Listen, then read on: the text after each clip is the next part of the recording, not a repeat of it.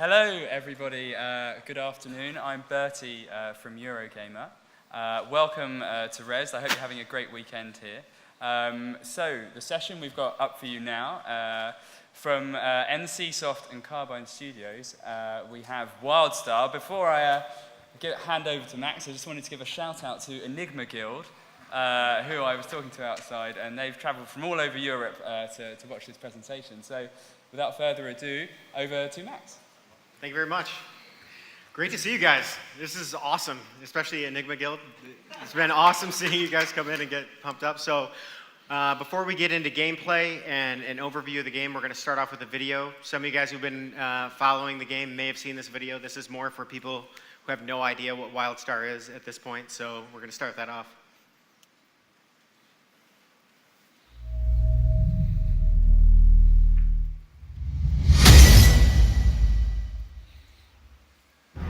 Legend tells of the mysterious planet Nexus, once inhabited by the hyper-advanced Elden, who disappeared from the galaxy long ago. Where is this lost world? What mysteries and wonders would be found there?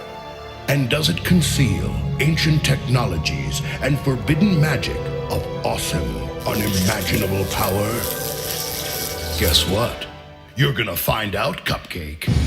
Nexus has just been discovered, and things are about to get real. Welcome to WildStar. When someone finds the most legendary planet in the universe, you can be damn sure that everyone's saddling up their starship and blazing a trail to get there. On one side, you've got the Exiles, a motley crew of refugees, outlaws, and mercenaries. On the other, the Dominion, a powerful interstellar empire that prides itself on kicking ass. Throw in a bunch of the weirdest, wildest, and most ruthless races this side of the event horizon, and you've got an explosive cocktail just looking for someone to party with. You ready for a fight? Oh, yeah.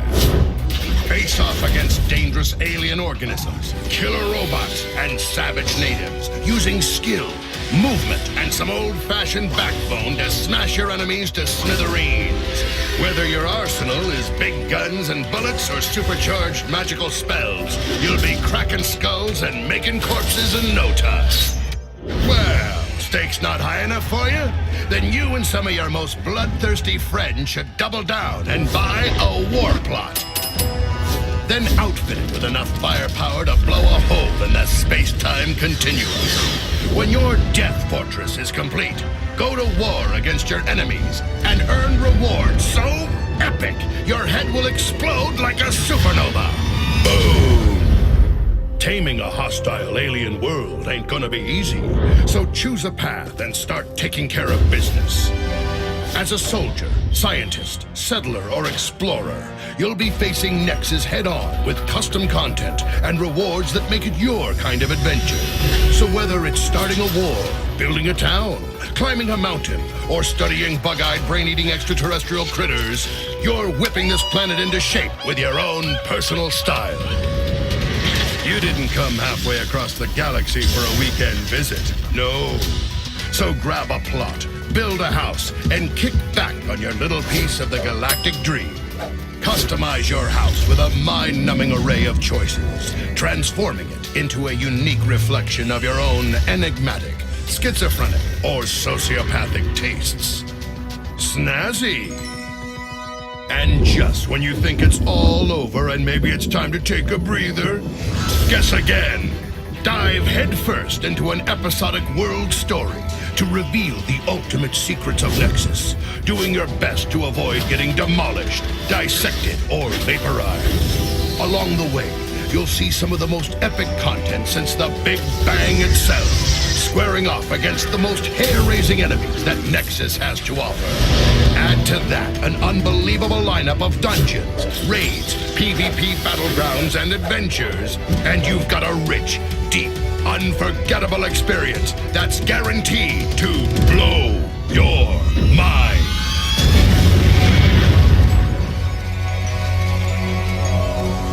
WildStar. Adventure is about to get an ass-kicking. All right. What do you guys think of that? You got something going there?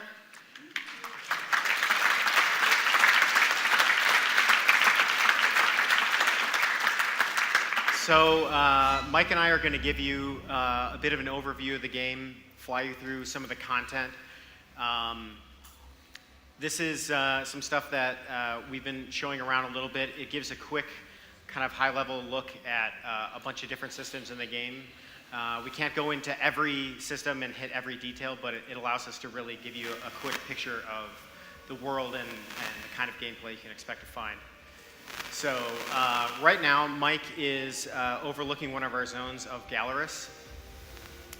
Right now, you're seeing a battle that's taking place between our two factions outlined in the video. You have the Dominion on one side and the Exiles on the other. The Dominion are kind of intergalactic, ruling army. They're very authoritarian. They believe in kind of glory and honor and definitely a bit of pomp and prestige. They're not necessarily the bad guys. I tend to think of them as the guys you love to hate, or if you like being that kind of person, the kind of person who likes to kind of be hated a little bit. You've got the Exiles. The Exiles are basically the renegade faction.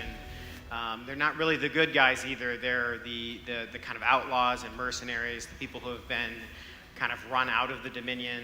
And Nexus, this planet they've discovered, is essentially a chance for them to start over with a new life, and that's where the players come in. And you're going to be discovering this planet and seeing what it has to hold for you. So Mike's going to go ahead and fly in here. As he's flying in, you're going to notice a couple things right away that are major aspects of WildStar. The first is the telegraph system. So with telegraphs, it basically starts from the standpoint of when creatures are using kind of heavy, damaging attacks against you, you're going to get a tell on the ground, a decal that's going to say this is where this attack is going to hit. These are going to come in a huge variety of shapes and timings and complexity. This is a kind of lower level zone, so you're going to be getting a couple of them at a time, but if a creature's going to rush at you or it's going to throw something at you or something like that, you'll get a preview, and it'll give you time to essentially evade out of it. So what this means is at a fundamental level with WildStar's combat, there's a ton of movement. It's very mobile. Watching you guys play it on the show floor, it is nonstop. People are constantly dashing and dodging and rolling, and it's not a system of just like, I'm going to hit dodge, and dodge makes me invulnerable for a second. It's something that is really more kind of creative and spontaneous, and so the more creatures that you fight, the more complex this can get. So just to point out the class that Mike is playing for this demonstration, he's playing the Esper. The Esper is one of our caster classes.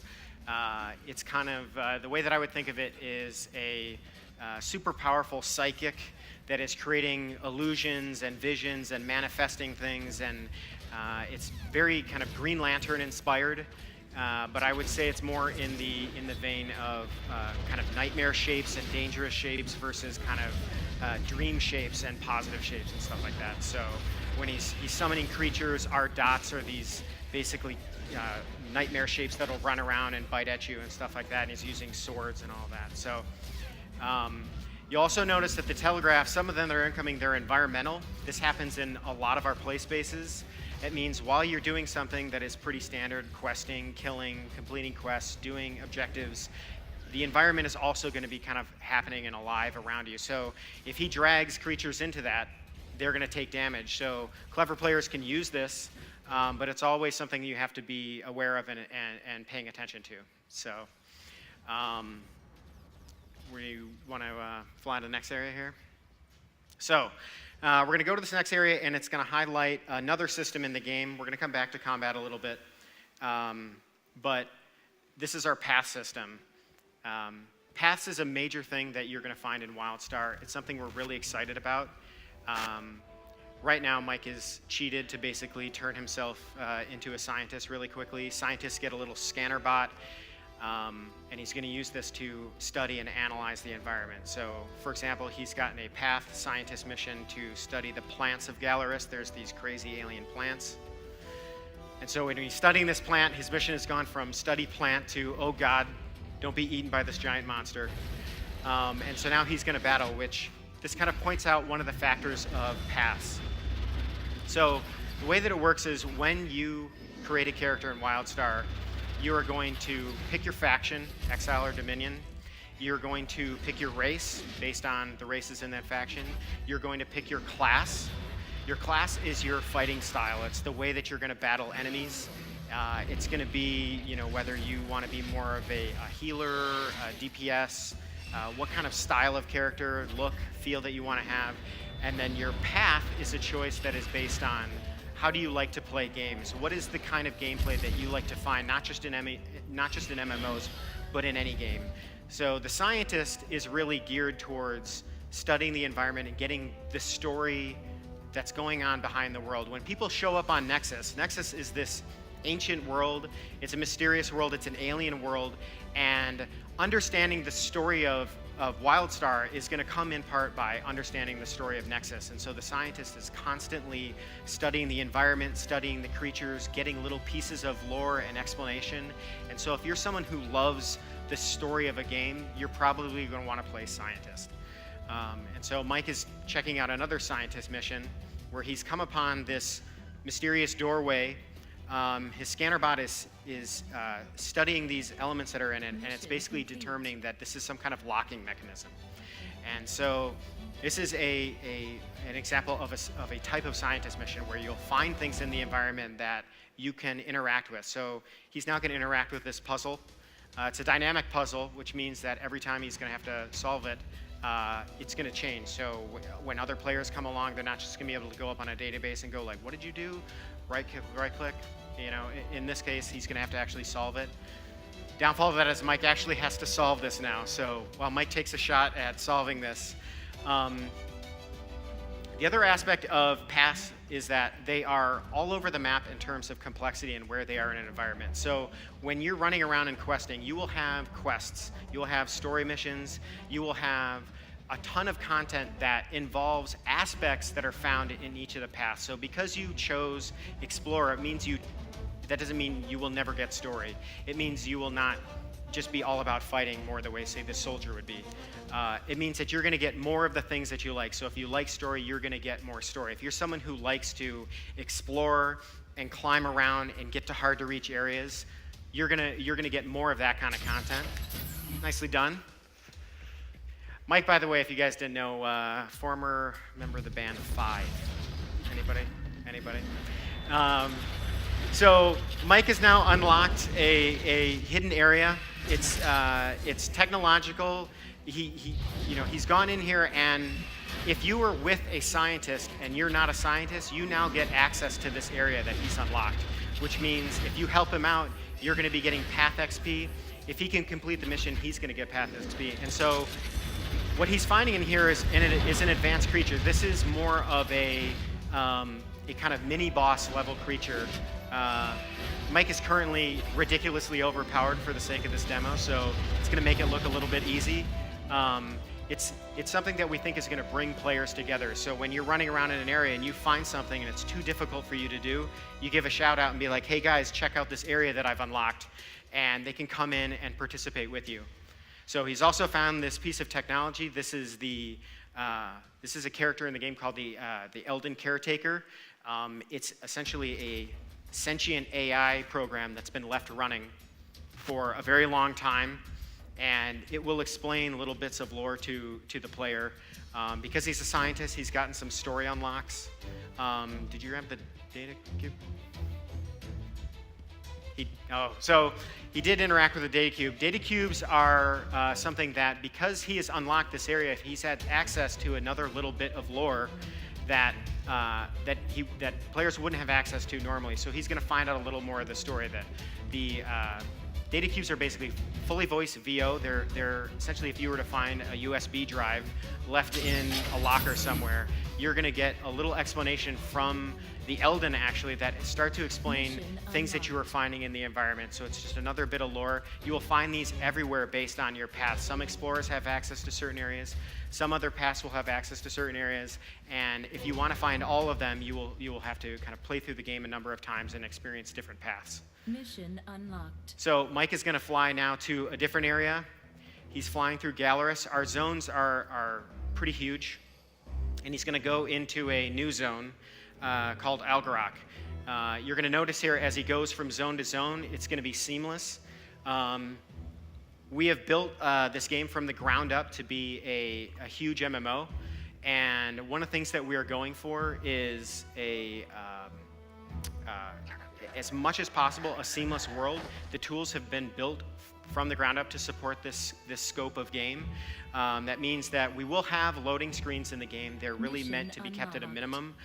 Say if you're traveling from the planet's surface into space, or if you're going between major continents. But as he goes between this zone, you're going to notice that the theming of the zone changes. This is in one of the later areas in a zone called Algarok. Algarok is kind of a wild western kind of frontier zone, and it's filled with this mineral that characters and players in the zone will come and find. And in this section of the zone, they've been excavating this area trying to uncover this mineral, and they found this gigantic Elden facility that is all underground. And in interacting with it, they've unlocked this monstrous robot called an Elden Annihilator. It's a good example of the way that the game will work, where you're going through a zone, and you're going to be in a zone for a while as you're leveling, but the zone is constantly going to be changing themes. This is a concept of subzoning, where you're going to be going in an area. It's going to have a story and a lore that is kind of contained to the area, but every time you enter a subzone, you'll get different experiences. This kind of prevents the thing that'll tend to happen in MMOs, where you'll go into an area and you'll get that fatigue of just like, oh my God, I'm fighting the same creature over and over and over again. It allows you to constantly have different challenges, different things. There's also a feature that we're talking about here that is layered content, which is that when you go into an area, you're going to have some story quests and a couple quests that'll lead you around the map, but it's not where you go into a quest hub and I get half a dozen to a dozen quests, and I've now got a giant shopping list, and then I run out into an area and I kind of beat through all these quests and objectives, and then I run back. The way that it works is you will be led through the zone in a loose manner, and then when you go into an area like this, there's things that are waiting for you to find. So as a scientist, there's tons of scientist objectives all around. All these creatures, these insane robots flying all over the place, all the insane technology and devices that you're finding, there's story behind all of it, and the scientist can come in while he's doing quests, and he's going to find little bits and pieces of everything. He will unlock challenges, things like that will constantly lead you around an area. And so it makes the questing less of a follow this map to this point and direct you around and complete all the objectives, and it allows you to kind of go in and explore and be much more immersed in the game. So we're going to fly now to another area. He's flying past one of the zones here, or one of the hubs here. This is a town called Gallo. If you'll notice, the vibe of the town it's brand new. The world is very frontier-like. Because of the discovery of the planet and this fresh territory, there's a bit of a gold rush quality to the game. It's a little bit Oregon Trail, where you're going to go in, you're going to be discovering things, people are going to be setting up towns and really trying to settle the area. And that leads us to our next path, which Mike is now going to cheat himself into, which is the Settler. The Settler is the kind of builder path. This means if you want to go in and kind of modify the world a little bit, you'll be able to build structures and find resources and build up and affect the world to a degree. And what this means is Mike is going to go in, he's going to get missions that say gather resources. He will find resources scattered everywhere in a zone, and then he can use these resources at different locations throughout these zones.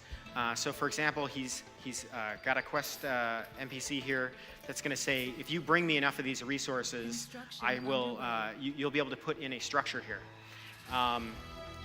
This is similar to the scientist mission, that they can grow from very kind of simple things, cosmetic things. I'm going to go in and alter the town and put up signposts and put up little things that just change the feel of the zone over time. to complicated things, slightly more complicated, of like depots and buff stations. This means I go in, I can put in a buff station, and now anybody in the area can come in and take advantage of the buff station. This has the effect of making the settler a little bit of the social class of the game, in that you can work together with other settlers to build these structures. So Mike has kind of used a cheat to complete this structure quickly, so you guys aren't having to wait for hours while this completes.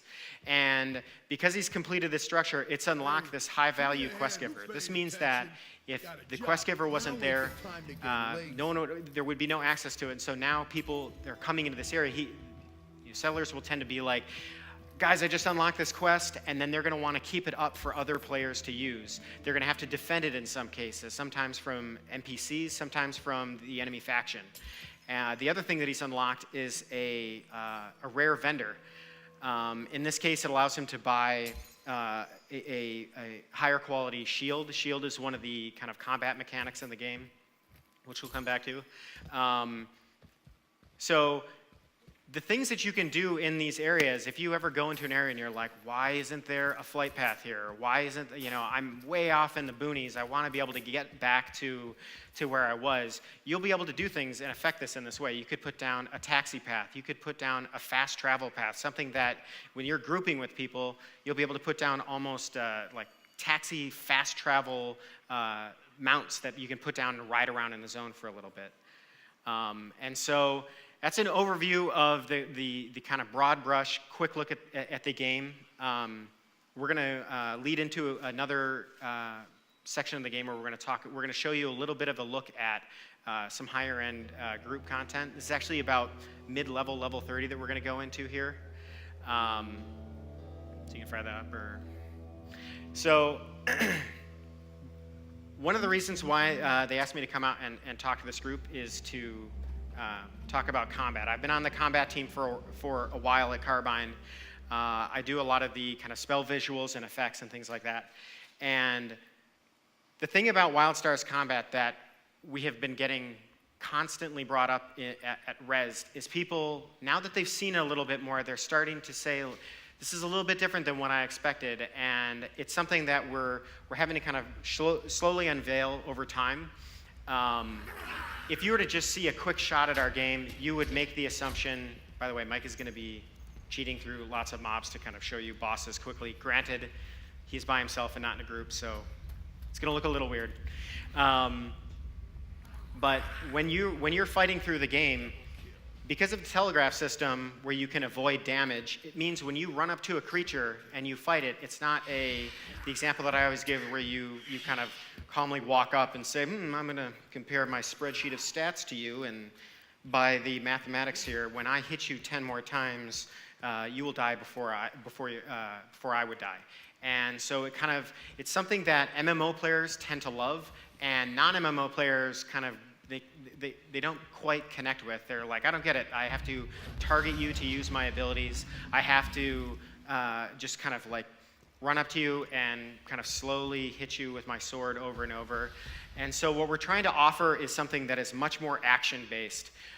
It will still have MMO RPG elements, stats, ability picking, things like this to make choices and min-maxing and trying to build the best, biggest character that you can. But it's going to be dependent on your ability to successfully execute these things. So when he's using abilities, he has to be able to land these abilities. In this encounter, this is one of our, again, this is about level 30. When you're running around, if you're tanking or healing, to be a good tank or healer, you have to be able to land your attacks. You have to be able to land your taunts. This completely changes the way that we've had to approach making content in the game. We can rely on certain formula that is somewhat reliable in terms of bosses and presentation, but once you get into the action of the game, it really changes what we have to do to make it work. We can't just rely on everyone's going to target the guy, DPS is going to kind of group in behind him and start stabbing him. Everybody is constantly having to move. When he's showing these bosses, you'll notice that the telegraphs are filling the room. They're being targeted on certain people. They're moving around constantly. It makes the boss encounters crazy. And this is essentially a level, low to mid-level dungeon. The more that we've built this up, the more that we've refined it, as we're getting into higher and higher level group content, the combat gets, quite frankly, it gets insane, where to be a good healer, you have to be able to land heals on your friendlies. So if you get into a position where they're flying around and dodging around and you can't hit them, you're going to have trouble. So this makes grouping and decision making not so much about this guy's great at tanking a whole lot of enemies, and this guy's great at tanking one enemy, and this guy's good at threat. It means that you're going to have to work together and say, what is going to work for our group? Are you good at kind of standing still? You might build a tank that stands in and soaks a lot of damage, and you're picking abilities that are about absorbing damage. That means that the healer is able to heal you because you're standing much more stationary. He's still having to dodge attacks that are coming around the environment, but you are going to be reliably much more stationary. Or you could be a tank that says, I'm going to be much more mobile. I'm going to try to avoid damage as much as possible. So as you watch this encounter, you're going to notice that, for example, he's basically he's damaged the boss down, and now the room is getting literally filled with craziness. If he gets caught in these tornadoes, he's going to get flung into the air, and the group has to basically get to the creature, and they have to coordinate their CC to interrupt it. This is one of the systems that we haven't had much chance to outline yet. It's a system called Interrupt Armor, which basically means that when you're fighting a creature, a boss-level creature, rather than making bosses immune to all CC, we make it where you come in and you can actually coordinate your CC and land multiple CCs at once to interrupt creatures. We want to make crowd control as much a part of PvE encounters as they are in your standard gameplay. So are you going to hit the last one? I'm going to go right to the end. Okay. And so we're going to get into some question and answer if you guys are interested in it. So far at this event, the questions have been amazing. I've been just blown away by the way that everybody thinks about the passion that has been on display. People who are crazy knowledgeable about every game, and they know every system that is present and the details of it. So if I can't get to all the questions here today, please, if you can, catch us on the show floor for the rest of the event, and definitely just keep following the game. We have a saying that we put out in some of our videos, which is that the devs are listening. This is, I promise you, a fact. Every time we put out a video, our team is constantly going through all of our forums, all of the comments and things from news articles, and listening all the time to what people are saying. There has been a ridiculous amount of feedback on the game that has been brilliant ideas that have swayed people in arguments a little bit. So it's something we love it when you guys have input on the game, and it's something that we really want to deliver on going forward, is that you guys are going to be participating in this game, and it's something that we are going to work together on to make something truly memorable. Yeah. Okay, microphones will come around. If you raise your hands if you have a question, and then if you get the microphone, if you could also stand up, that would be super duper. So if you have a question, please raise your hand. Okay, we'll start down here. In regards to the open zones that you sort of showed us, Yes. And the player housing, will the open zones be instanced, and will the player housing be instanced? This is something we've been working on and still developing, honestly. So the current state of it is not necessarily going to be the final state. For player housing, at the beginning, your house will be instanced.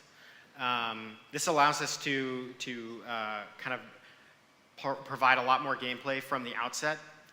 It's something where we want to eventually have the ability to have multiple players put down their houses in neighborhoods and things like that we've talked about. But at the moment, we are starting with just player-based housing, where you can invite friends over into your house. You can go to other people's house. You can make them public. You can go into the house is the housing land. So you can go into the exterior of people's house. You can give people access to the interior of your house. So it is instanced currently. And is that the same for the open areas that you showed us? Will they be instanced as well? In the world, you're saying? Yeah. So the way that it's going to work, and this is still being kind of refined at this point, is that we're trying to keep the instancing in the world environment to a minimum. Maybe at the very, very earliest levels when we're still kind of teaching people and we don't want it to be, a million people jumping around in your screen and flying around when you're trying to learn what exactly my character is, how do I use my abilities, that sort of thing. Once you get out into the world itself, we don't really do any instancing that I can think of. We do some moderate phasing here and there, but it's nothing where you're going to go in and players are going to be vanishing in front of your eyes all the time. So. Okay, thanks a lot. Yeah. Fantastic. Do we have a question over here? Yeah. It seems that whenever anybody develops a new MMO these days, one has to always address the elephant in the room. I know you guys have got a couple of ex-Blizzard devs on your team, and I was wondering how you guys see yourselves and see your game stacking up against the market leader at the moment. I think we see it stacking up very well. I mean, it's an obvious question, and it's something that, it would be presumptuous for anyone to get up and start to claim we are going to be better than this game and that game. There are a lot of amazing MMOs that are out there. I wouldn't want to try to stake ourselves being better or worse than any of them specifically. We have a ton of systems in this game, things that we think you're only going to be able to find in WildStar, and the goal that we're going for is a huge game. That has been the standard that we've been operating on from the beginning, is that we wanted something that was huge, that had full PvE support, full PvP support, and is filled with tons of social systems and leveling systems that make the game really big. People seem to be responding to it so far in the beta. We're still in this process of getting the word out about the game and getting more and more people to pay attention to it. So, I could never give an answer on that that's going to be super specific, other than to say that we think it's going to be an awesome game. We're really excited about it, and the feedback that we've been getting so far at Rezzed has been amazing. And just quickly, have you guys considered an OS X or Linux build? Repeat that? Have you guys considered developing for Linux or OS X, Mac? So we've fully focused on PC as the main SKU for now. We've looked at other SKUs over the last year, but we just purely want to get the best game we possibly can for PC out the door, and then we would then hopefully look at something in the future. Sorry guys, I'm trying to concentrate on at the same time. It's definitely we are focusing entirely on the PC for launch. A good job there, trying to concentrate and kill the boss. We have a question over on the back, the right there. Yeah. You mentioned trying to get away from some of the standard raid mechanics that you see in traditional MMOs at the moment. But from what I see on screen, there's a lot of learning how the boss mechanics work, and a lot of emphasis on the player knowing what the boss is going to do before he goes into the raid. How much of that is going to be part of mechanics? You're talking about a raid, or are you talking about a dungeon? Well, looking at the boss there, it does a lot of things on the ground that I'd imagine players are expected to know about. I see what you're saying. So you're talking about, is our game going to be about teaching people a pattern, and then once they've mastered the pattern, the fight is kind of made negligible? I think that it's inevitable to a degree in group content, that people are going to go in, they're going to learn certain mechanics that are present, and they're going to become better at countering those mechanics.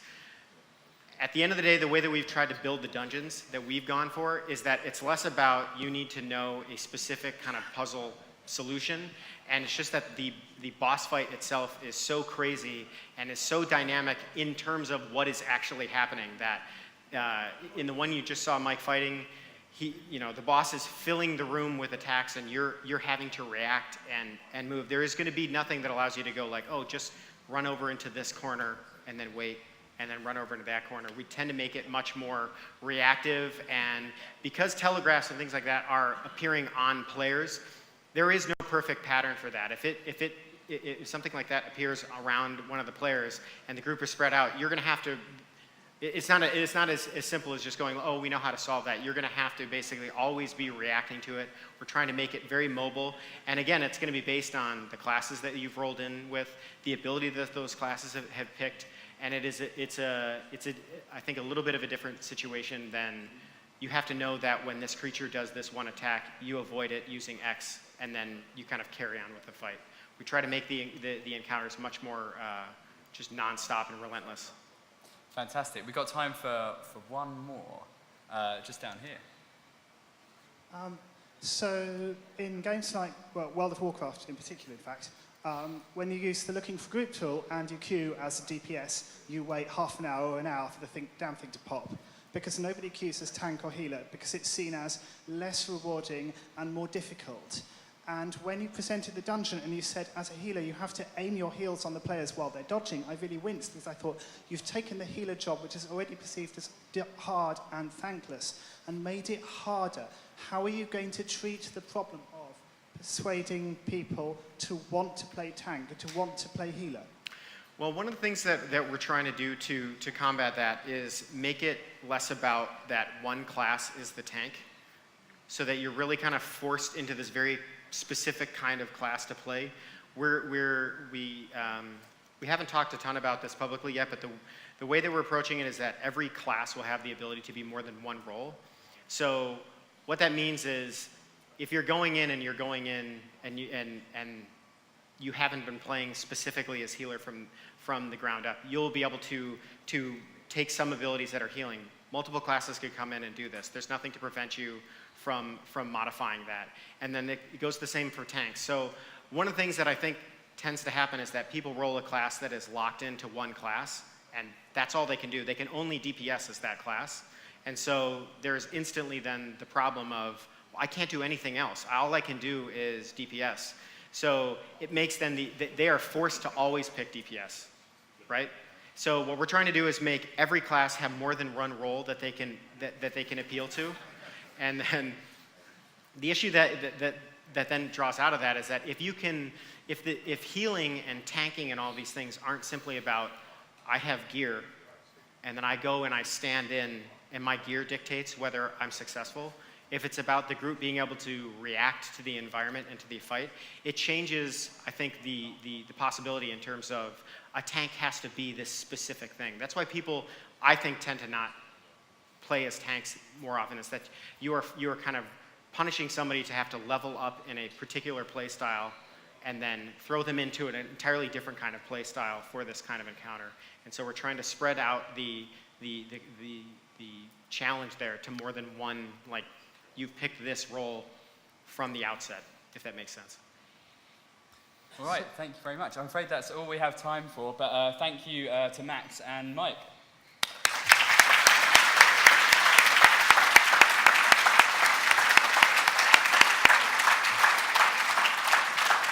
So up next, we have the results of yesterday's game jam and who's won that. If you'd like to come to that session, I'm afraid you're going to have to go outside and then come back in for queuing purposes. But thank you, and thanks again.